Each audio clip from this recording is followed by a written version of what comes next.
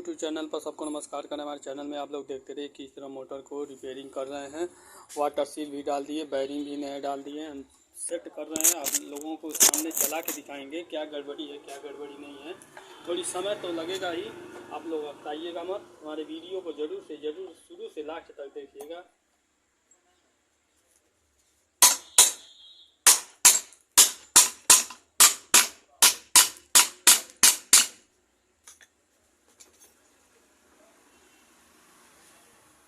देखिए कितने पुराना ज़माने का मोटर है।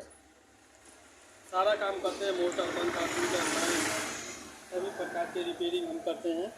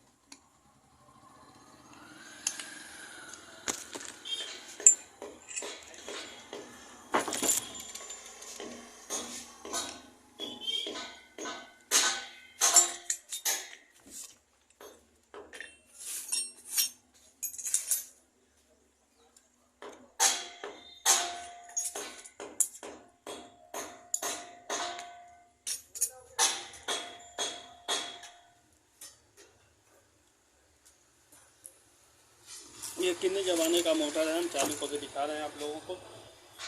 पहला काम और तो नहीं है।